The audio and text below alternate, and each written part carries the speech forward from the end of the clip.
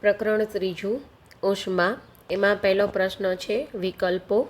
પહેલો વિકલ્પ, નીચેના પૈકી કયો પદાર્થ ઠંડો હોતો નથી?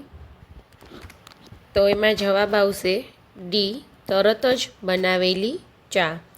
બીજું, પાત્ર એમાં ગરમ પાણી, પાત્ર બીમાં ઠંડુ પાણી અને પાત્ર સીમાં હુંફાળું પાણી છે. હવે પાત્ર એમાં ડૂબાડેલો હાથ પાત્ર સીમાં મૂકતા કેવો જણાય છે? તો કે ગરમ. તાપમાનનું માપન કરતા સાધનને શું કહે છે? તો કે થર્મોમીટર. ત્યાર પછી ચોથો છે, માનવ શરીરનું સામાન્ય તાપમાન કેટલું હોય છે? તો એમાં બે ઓપ્શન આવશે, 37°C અને 98.6 ફેરનહીટ, એટલે કે સી આવશે, એ અને બી બંને. પાંચમો, પ્રયોગશાળાના થર્મોમીટરની રેન્જ કેટલી હોય છે? તો કે -10°C થી 100°C. છઠ્ઠું, ધાતુની પટ્ટીમાં ઉષ્માવહન પ્રયોગ સંદર્ભે નીચેના પૈકી કયું વિધાન સત્ય છે? તો કે બી, મીણબત્તી પાસે રહેલી પિન સૌથી પહેલાં પડી જાય છે. સાતમું, નીચેના પૈકી કયો પદાર્થ ઉષ્માનો સુવાહક નથી? તો કે પેન્સિલ. નીચેના પૈકી કઈ ઘટનામાં ઉષ્માનયન જોવા મળે છે? તો કે પાણીનું ઉકળવું અને તપેલીના દૂધનું ગરમ થવું, એ અને સી બંને. બીજો પ્રશ્ન છે, ખાલી જગ્યા પૂરો. પદાર્થના ગરમ કે ઠંડા હોવાના પ્રમાણભૂત માપને શું કહે છે? તો કે તાપમાન. ઉષ્માના ગરમ છેડાથી ઠંડા છેડા તરફ વહન થવાની પ્રક્રિયાને ઉષ્મા વહન કહે છે.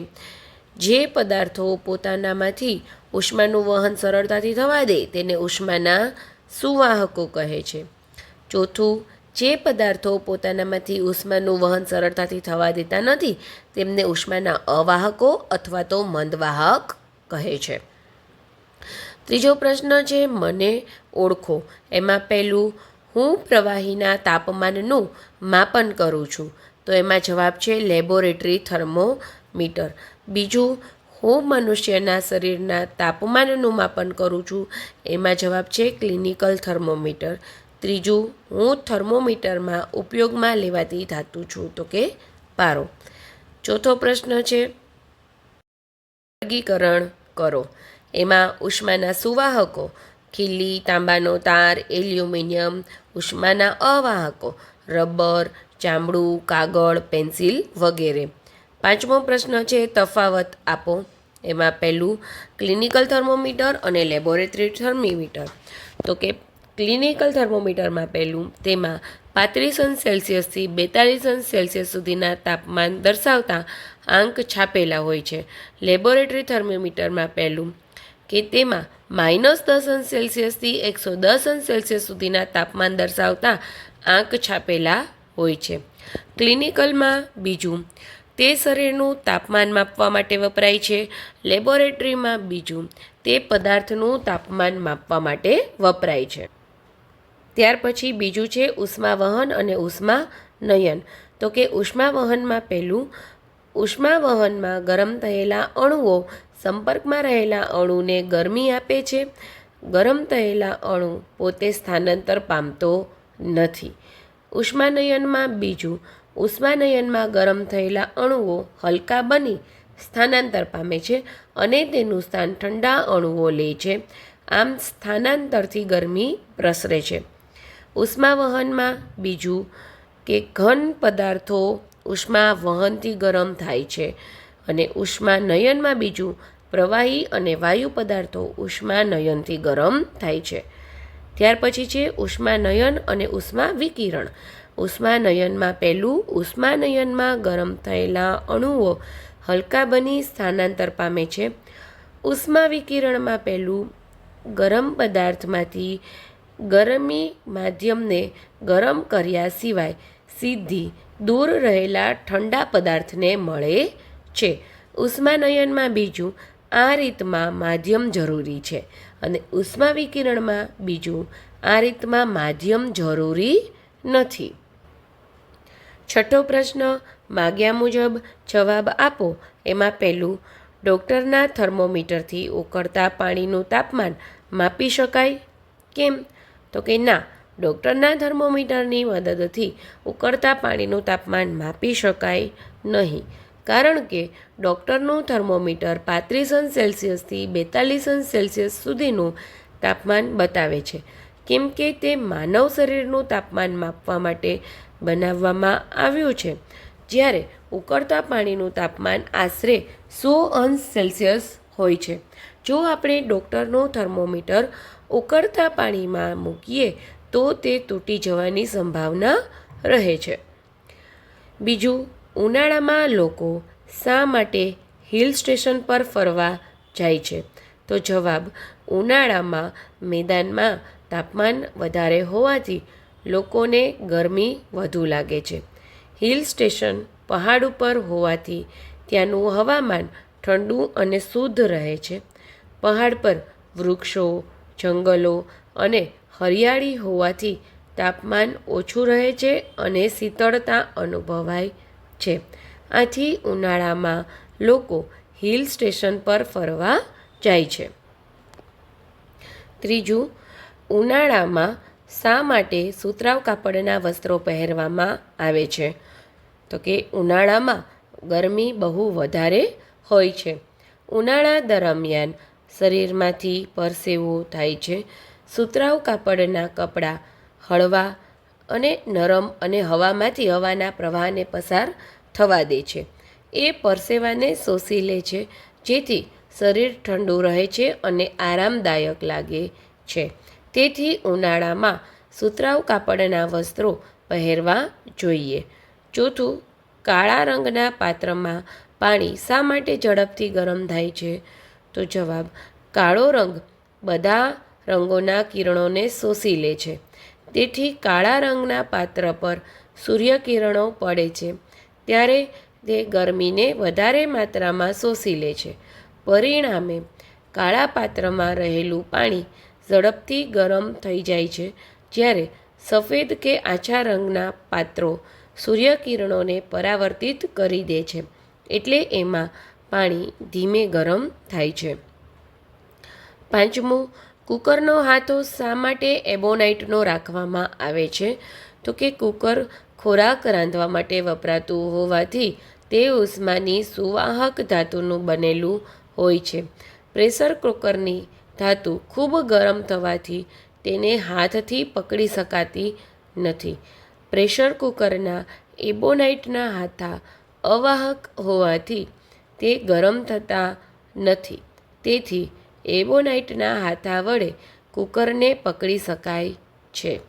છઠ્ઠું, દરિયાઈ લહેર કેવી રીતે ઉત્પન્ન થાય છે? તો જવાબ, દિવસે સમુદ્રના પાણી કરતાં જમીન ઝડપથી ગરમ થાય છે. જમીન પરની ગરમ હવા ઉપર તરફ ગતિ કરે છે. તેની જગ્યા લેવા સમુદ્ર પરની ઠંડી હવા જમીન તરફ ધસી આવે છે. આમ સમુદ્ર પરથી આવતી ઠંડી હવાને દરિયાઈ લહેરો કહે છે. સાતમું, થર્મોમીટરનું માપન કરતી વખતે કઈ કઈ બાબતો ધ્યાનમાં રાખવી જોઈએ? 1. થર્મોમીટર સાફ રાખવું જોઈએ. વાપરતા પહેલાં અને પછી હંમેશા થર્મોમીટરને સાફ કરવું જોઈએ. બીજું, માપતા પહેલાં પારાને નીચે સુધી લાવી દેવું જોઈએ. ત્રીજું, માપેલા તાપમાનને આંખને સમતલ રાખીને વાંચવું જોઈએ. ચોથું, પારોવાળા થર્મોમીટર તૂટે તો પારાને સ્પર્શ કરવો કે શ્વાસમાં લેવું હાનિકારક છે, એટલે સતર્ક રહેવું જોઈએ. 8મું, દરિયાઈ કિનારાના વિસ્તાર સમવાતાવરણ શા માટે રહે છે? કારણ કે દરિયો દિવસ દરમિયાન ગરમીને પોતાની અંદર શોષી લે છે અને રાત્રે ધીમે ધીમે બહાર છોડે છે. એટલે દરિયા કિનારે તાપમાનમાં ખૂબ મોટો ફેરફાર થતો નથી. ઉનાળામાં દરિયો આસપાસનું વાતાવરણ ઠંડુ રાખે છે અને શિયાળામાં વાતાવરણ ગરમ રાખે છે. તેથી વધુ ગરમી કે વધુ ઠંડી અનુભવાતી નથી. તેથી ત્યાંનું હવામાન સમશીતોષ્ણ રહે છે. 9મું, વેન્ટિલેશન શા માટે ઉપરની તરફ રાખવામાં આવે છે? ગરમ હવા હંમેશા હળવી હોવાને કારણે ઉપર ચડી જાય છે અને ઠંડી હવા ભારે હોવાથી નીચેની તરફ રહે છે. જો વેન્ટિલેશન ઉપર રાખવામાં આવે તો ઘરની અંદરની ગરમ હવા સરળતાથી બહાર નીકળી જાય છે. બહારની તરફથી નવી ઠંડી હવા અંદર પ્રવેશે છે. તેથી વેન્ટિલેશન ઉપરની તરફ રાખવામાં આવે છે. 7મો પ્રશ્ન છે, નીચેના પ્રયોગનું વર્ણન કરો. એમાં પહેલો, ધાતુની પટ્ટીમાં ઉષ્માનું વહન દર્શાવતો પ્રયોગ વર્ણવો. હેતુ, ધાતુની પટ્ટીમાં ઉષ્મા વહન થાય છે. સાધન સામગ્રી, લોખંડનો નાનો સળિયો, મીણ, મીણબત્તી અને 2 ઈંટ. આ પ્રમાણે આકૃતિ આપી છે, એ આકૃતિ દોરવી. ત્યારબાદ પ્રાયોગિક કાર્ય. તો કે સૌપ્રથમ એલ્યુમિનિયમ કે લોખંડ જેવી ધાતુનો નાનો સળિયો લો. તેની ઉપર લંબાઈની દિશામાં થોડા થોડા અંતરે મીણના નાના ટુકડાઓને સહેજ ગરમ કરીને ચોંટાડો. બધા જ ટુકડા સમાન અંતરે રાખો. સળિયો સમક્ષિતિજ રહે તે રીતે ગોઠવો. હવે બીજા છેડાની નજીક સળગતી મીણબત્તી મૂકી ગરમ કરો. અવલોકન, ધાતુના સળિયાના મીણબત્તી તરફના છેડાથી નજીકના મીણના ટુકડા પીગળી ક્રમશઃ નીચે પડવાના શરૂ થાય છે. નિર્ણય, ધાતુમાં ઉષ્માનું વહન ગરમ છેડાથી શરૂ થઈ બીજા છેડા તરફ થાય છે. બીજું, પાણીમાં થતું ઉષ્માનયન આકૃતિ દોરી વર્ણવો. હેતુ, પાણી ઉષ્માનયનની રીતથી ગરમ થાય તે સમજાવવું. સાધન સામગ્રી, ગોળાકાર તળિયાવાળો કાચનો ફ્લાસ્ક, પાણી, ત્રિપાઈ, તારની જાળી, બર્નર, પોટેશિયમ પરમેંગેનેટ અને સ્ટ્રો. આવી રીતે આકૃતિ દોરવી. ત્યારબાદ પ્રાયોગિક કાર્ય. તો કે સૌપ્રથમ ગોળાકાર તળિયાવાળો કાચનો ફ્લાસ્ક લો. તેમાં 2/3 ભાગનું પાણી ભરો. તેને ત્રિપાઈ ઉપર મૂકી નીચે બર્નર ગોઠવો. ચંબુનું પાણી સ્થિર થાય ત્યાં સુધી રાહ જુઓ. હવે સ્ટ્રોની મદદથી પોટેશિયમ પરમેંગેનેટના નાના સ્ફટિકો હળવેથી પાણીમાં નાખો અને ચંબુને ગરમ કરો. અવલોકન, ચંબુના તળિયાના ભાગે પાણી ગરમ થાય છે ત્યારે તે ગરમ પાણીના જાંબલી રંગના કણો ઉપર તરફ સ્થળાંતર કરવા લાગે છે. તેની જગ્યાએ ઉપરનું પાણી નીચે આવવા લાગે છે. પાણીના ઉપર નીચે જતા પ્રવાહને જાંબલી રંગને લીધે સ્પષ્ટ જોઈ શકાય છે. નિર્ણય, પાણી ઉષ્માનયનની રીતથી ગરમ થાય છે. ત્રીજો પ્રયોગ છે, જુદા જુદા પદાર્થોમાં ઉષ્માનું વહન દર્શાવતો પ્રયોગ વર્ણવો. એમાં હેતુ, જુદા જુદા પદાર્થોમાં ઉષ્માનું વહન જુદું જુદું થાય છે. સાધન સામગ્રી, બીકર, પાણી, ગેસ સ્ટવ, સ્ટીલની ચમચી, પ્લાસ્ટિકની ફૂટપટ્ટી, પેન્સિલ અને કંપાસ બોક્સનું દ્વિભાજક. આકૃતિ આ રીતે દોરવી. ત્યારબાદ પ્રાયોગિક કાર્ય. તો કે સૌપ્રથમ નાના બીકરમાં અડધું પાણી ભરીને તેને ગરમ કરો.